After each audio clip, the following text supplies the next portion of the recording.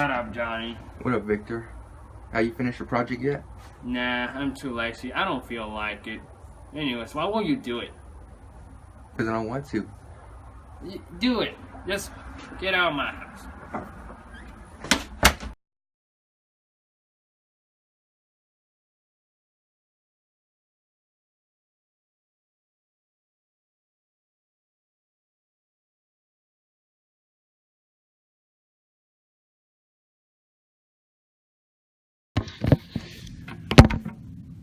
Where am I?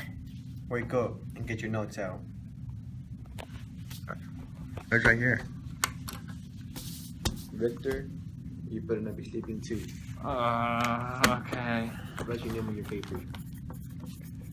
And use my pencil. Okay. Why did you come unprepared to class? Huh? Why did you come unprepared? I don't know. It's because I have done a ton of work yesterday. Like lesson? Right. It started at 1829 when President Andrew Jackson announced his Indian Removal Act. The Congress passed his act, which gave the power to take over the Indian unsettled land in exchange for Indian lands within the state border.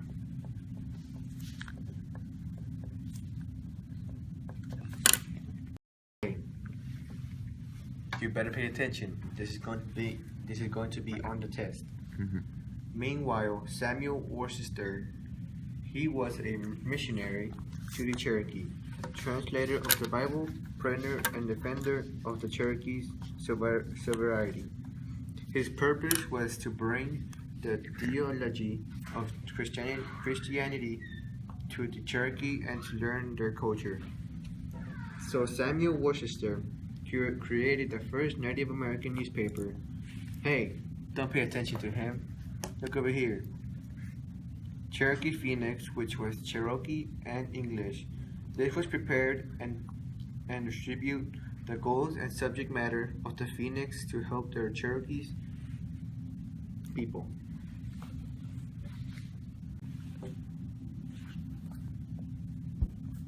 Hey, look over here.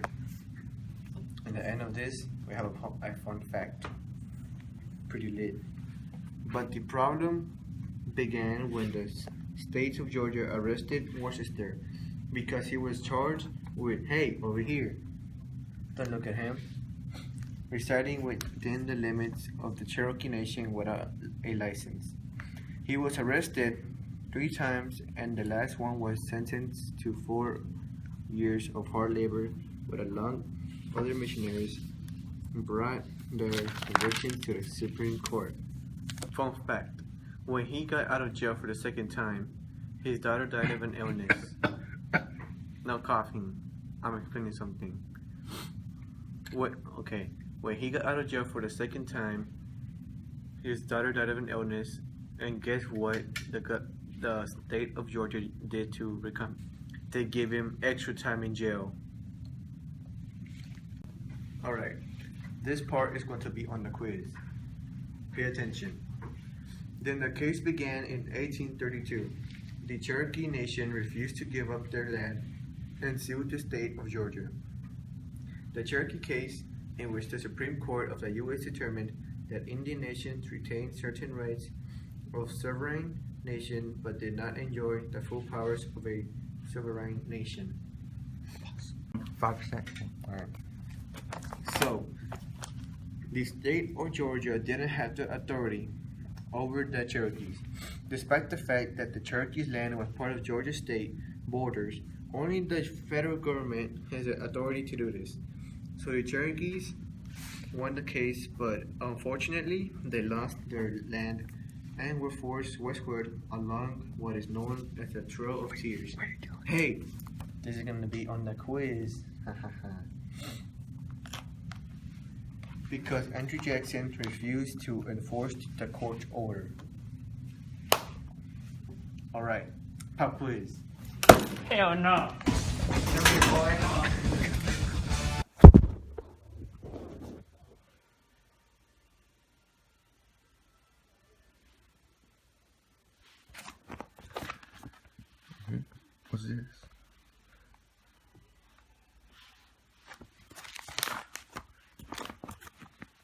The case of Worcester versus Georgia was the last of three involving tribal sovereignty under the martial law court as explained by the American Bar Association.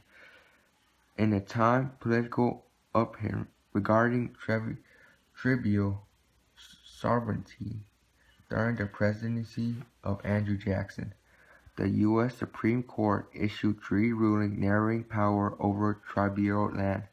The U.S. Supreme Court found that the only two entities with the power to create laws involving tribal land included the tribe itself and the federal government. Native Americans living on tribal land did not have to pay state taxes on abided by state law. Legislation passed a law requiring non-Native Americans on tribal land to acquire a license.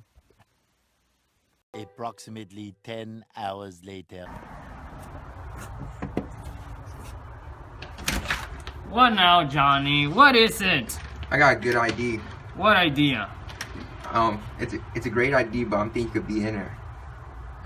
Why not, Johnny? Cause you're lazy. You don't do What? your work. Hey, I deserve to get some credit, Johnny. Nah, you good. Well, Why not? you didn't even learn. You didn't know anything. I did the research by myself. That's not fair, Johnny. Oh, whatever. I'm off. No, don't go, Johnny. No.